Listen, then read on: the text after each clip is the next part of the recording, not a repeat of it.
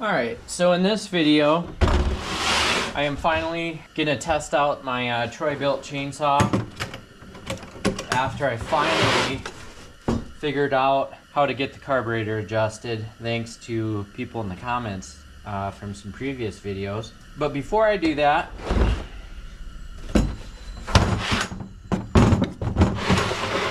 I wanted to go over a few things quick.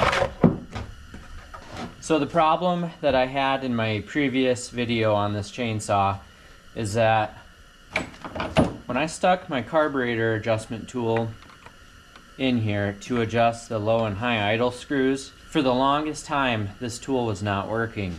And this is a large Pac-Man, and somebody in the comments had actually said that this was the correct tool and that it's kind of hard to get on. You got to wiggle it, you got to push on it real hard, and you'll feel it click in. You got to rotate it and everything so that little indent kind of slides into the slot on the side of the screw. And I mean, I tried it and I tried it and I tried it and I just couldn't get it. I took this thing apart like 10 times and looked at the carburetor up close, and I was just about to do something really stupid with the carburetor when I finally got this Pac-Man to work.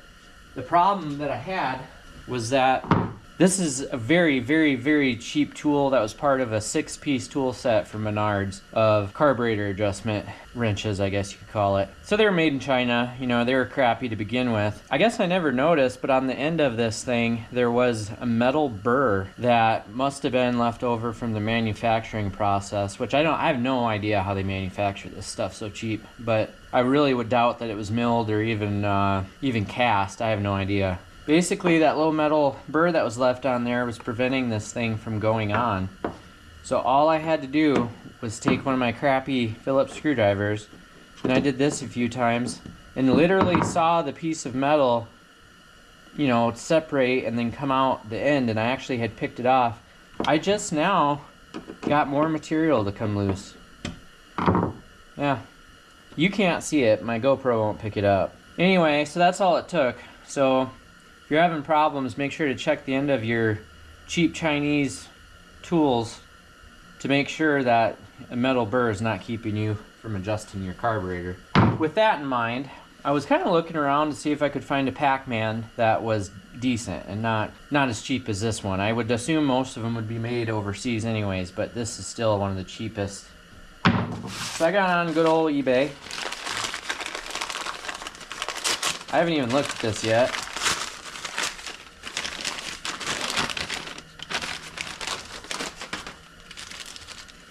And I got this carb adjustment tool, Pac-Man.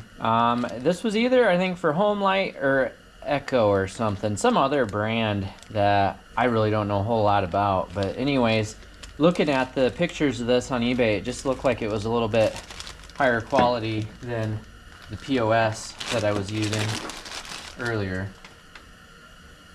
Oh yeah, this is... Okay, now, I'm sorry, I can't show you this because my GoPro is not for zooming in, but this is a large Pac-Man. This is also a large Pac-Man, and I'm sorry you can't see this, but this cheap one has barely anything for the Pac-Man part. The little triangle, whatever it is, little pointy thing, is barely non-existent on this, but on this new one I just got, you're not going to see that at all. It's way bigger, so I feel like this should grab a lot better.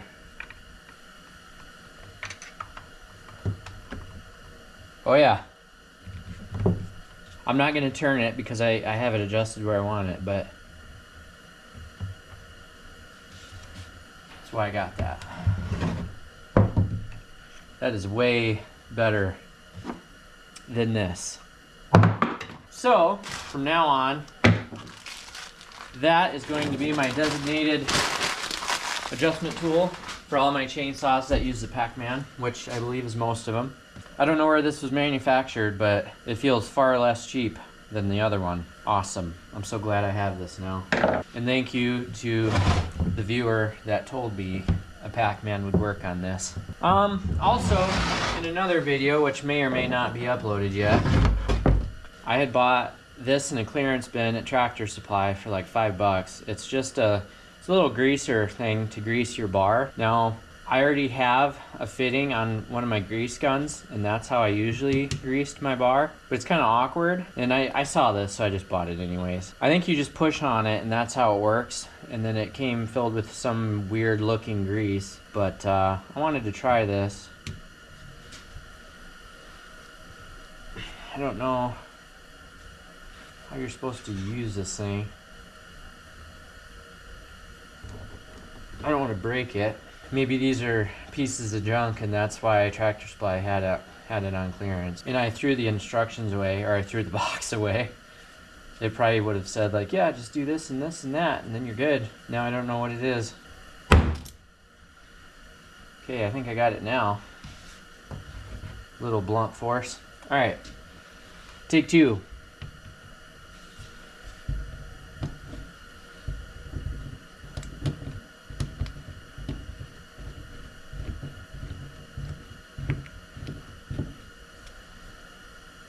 Some weird stuff going on with the backside of this.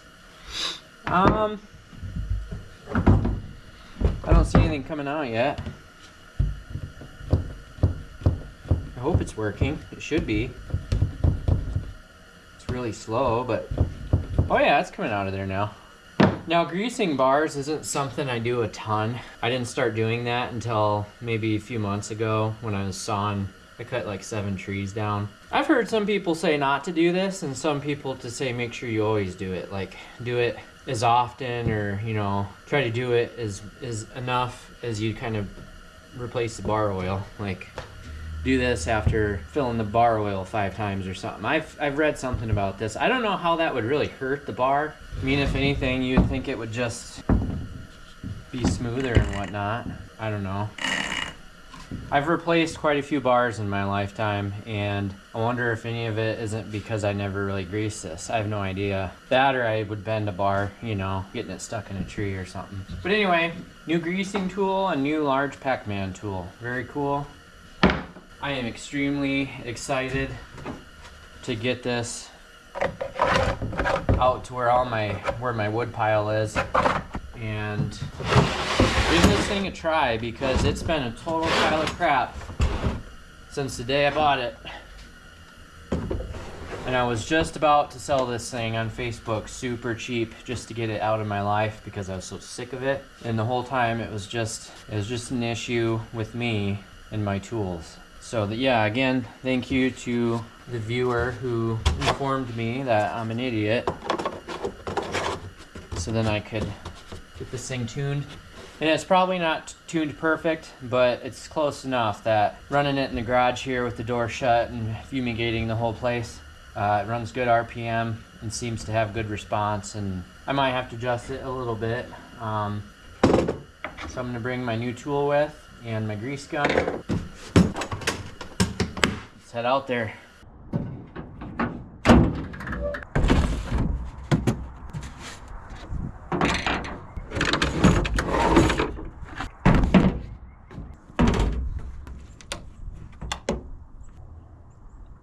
Oh, are you serious? Wow.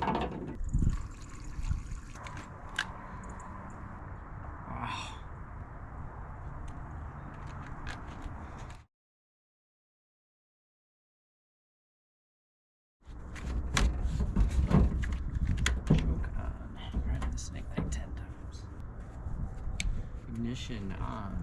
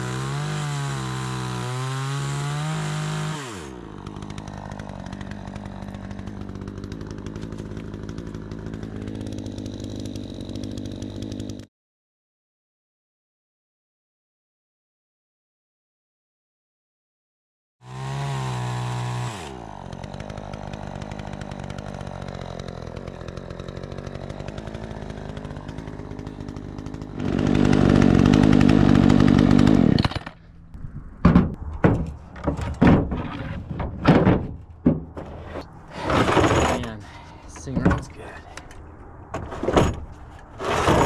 This thing runs so much better. It's like a completely different saw. It runs so good. And to know I hated it so much for so long, now it's actually behaving like a brand new saw should. That's one down, I guess. Now I have 3 decent saws to use. Got the Troy-Bilt, the new Craftsman, which doesn't have much use on it yet. I need to be using that more and probably actually adjust that. I noticed when I ran this Craftsman last, it ran a little bit slower RPM than the Black & Decker, which is the complete identical version of the Craftsman and vice versa. Black & Decker runs a lot higher RPM, has better power. So I just need to adjust the Craftsman a little bit. And if that thing's a Pac-Man carburetor tool, then I have a good one now that I can adjust it with. I guess the next thing to do is to eventually tune both of these Wild things, but part of me thinks that they're gonna need carb cleaning or maybe a carb kit, but I can always try to adjust it, see what happens. I think they run kind of crappy. They've had a lot of old gas in them, not just from me, but from the people I bought them from, so that'll be a later video. It's kind of enjoyable learning more about adjusting these tiny little engines, which has never been a strong suit for me, but I'm happy with it. Thanks everybody for all the tips and comments and little tidbits that I need to know about this stuff. I always appreciate it. Thanks for watching.